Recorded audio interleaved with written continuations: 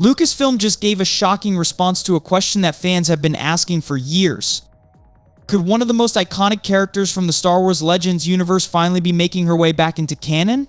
Well, the answer they gave was either a flat-out no or something much bigger is in the works. This isn't just speculation anymore. There's a reason Lucasfilm doesn't want to touch Mara Jade, and it might be tied to something massive for the future of the Mandalorian and the Ahsoka series.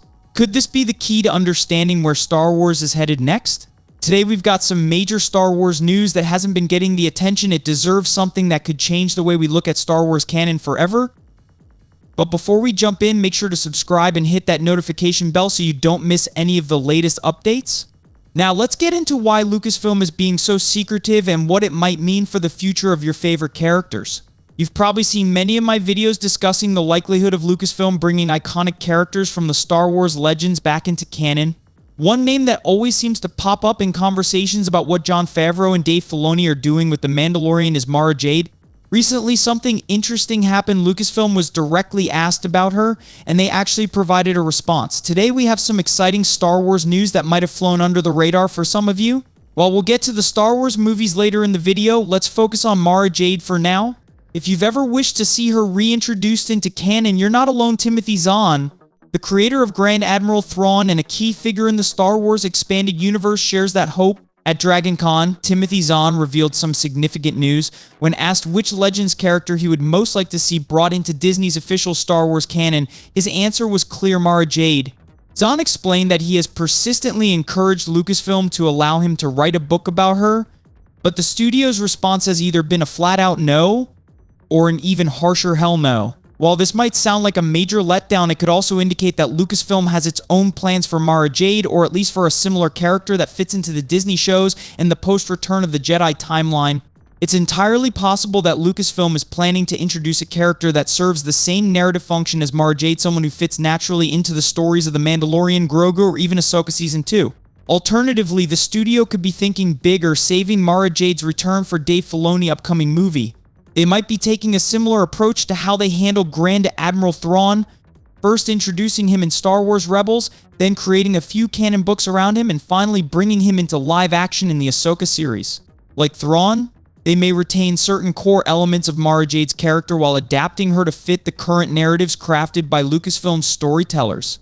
Although George Lucas himself wasn't particularly fond of Mara Jade, that doesn't necessarily rule out the possibility of her reappearance in a new form. If she were to return to canon, she would join a growing list of characters and locations from the expanded universe that have already crossed over into Disney's official Star Wars universe. Figures like Pellaeon, Thrawn, Rook, and even Jaxxon, who was brought back in 2018. However, we can't forget that Mara Jade is Timothy Zahn's creation. He is the one who truly understands her essence, and many fans believe he should be the one to tell her story if she becomes canon. For those passionate about Star Wars Legends, there is a wealth of lore surrounding Mara Jade. Zahn himself has added to her legacy not just in the famous Thrawn trilogy, but also in other works like Choices of One, the sequel to his 2007 novel Allegiance. What's particularly great about these books is that they explore a part of the Star Wars timeline that often gets overlooked: the period between A New Hope and The Empire Strikes Back, about 8 months after the Battle of Yavin. While Mara Jade's reappearance would likely occur sometime after Return of the Jedi, her backstory remains crucial for Legends fans who understand how deep her character runs. What I particularly enjoy about these books is that they provide an in-depth look at Mara Jade's time serving under Emperor Palpatine and working within the Empire. It's a fascinating exploration of the Imperial hierarchy, showcasing how she operated as one of the Emperor's most trusted agents. However, that's a tangent. The real question is whether Mara Jade is already on Lucasfilm's radar. While it would be disappointing if they hadn't informed Timothy Zahn about any future plans for her character, it's possible that even if he does know something, he simply can't reveal it yet. But here's the bigger question: if Disney Star Wars does eventually adapt Mara Jade, will it play out similarly to how they handled Thrawn? Will hardcore fans of the expanded universe reject the new version of her character, arguing that Disney has altered too much, oversimplified her, or watered her down? This risk is always present, especially when translating the richness of a character from the vast volumes of literature into a more condensed movie or TV format. Mara Jade was a complex figure, once in Emperor's hand, later an ally to the New Republic, and eventually Luke Skywalker's wife and the mother of his son, Ben. In Legends, Mara's story took a tragic turn when she was killed by her nephew, Jason Solo, after he fell to the dark side. Obviously, some of these key story details would have to be changed to fit Disney's canon, but imagine if they kept the idea of Mara Jade becoming Luke's love interest. Her death could then serve as a deeper explanation for Luke's sorrow and self-imposed exile, as seen in the sequel trilogy. This tragic loss could add emotional weight to his character, illustrating that it wasn't just losing Ben Solo to the dark side that broke him, but also the loss of Mara Jade. It would create a more profound sense of grief and hopelessness in his story. For now, though, this is all speculation. We have no concrete information about whether Mara Jade will ever return to canon, but the potential is there. It's an exciting thought for fans who have loved her character for decades. So I'm curious, what do you think about Timothy Zahn's response? The fact that Lucasfilm gave him such a clear-cut no is quite telling. Do you see it as a positive sign that they might have bigger plans for Mara Jade, or would you prefer they leave her character in Legends, where she was so well developed? Share your thoughts in the comments, as this could be a huge topic for discussion among the Star Wars community. Now let's shift gears a bit. John Boyega, best known as Finn from the Star Wars sequel trilogy, is making headlines with some exciting news. After 6 long years, he's set to make his first full-scale comic convention appearance at New York Comic Con from October 17th to the 20th. This is significant, especially given Boyega's absence from the Star Wars limelight since the rise of Skywalker. While his recent projects like They Cloned Tyrone and Pacific Rim have kept him busy, it's his potential return to the Star Wars universe that has fans buzzing. What's even more intriguing is that Boyega has been sharing fitness videos showcasing his rigorous training regimen, which has sparked speculation that he could be preparing for a role in either Marvel or DC. He's definitely earned his stripes with a wide range of successful films under his belt, but Star Wars fans are asking a very important question: why now? Why return to the convention scene after all these years? Interestingly, Boyega has a few big projects on his plate, including the movie The Freshening and a sequel to Attack the Block with director Joe Cornish. But for many fans, this timing raises eyebrows. Could it be that he's gearing up for a significant announcement at New York Comic Con? Maybe even a return as Finn in the upcoming Rey movie? Now here's where things get even more interesting. For a while, Boyega was quite vocal about his dissatisfaction with how his character Finn was handled in the sequel trilogy.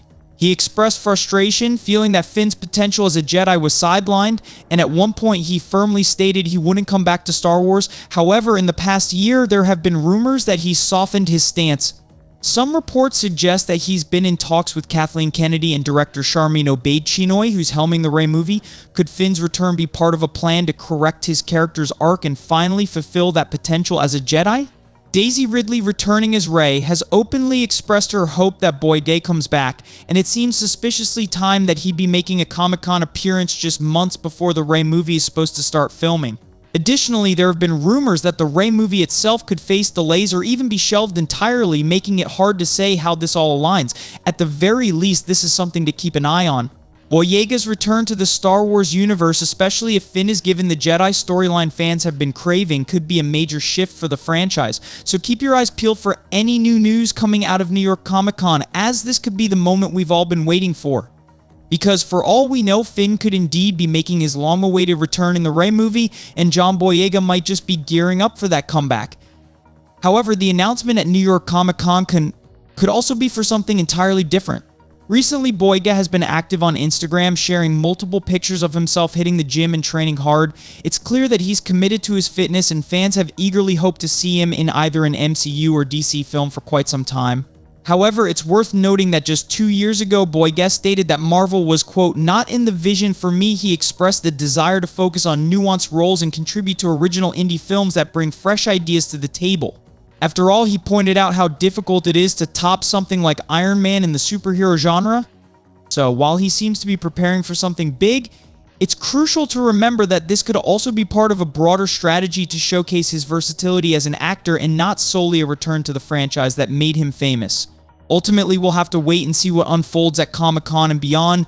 Wraps up today's Star Wars news. I'd love to hear your thoughts on everything we've discussed. Do you think Finn will indeed return, and how do you feel about the possibility of seeing him as a Jedi? Share your opinions in the comments below. If you enjoyed this video, please give me a big thumbs up and subscribe if you're new to the channel.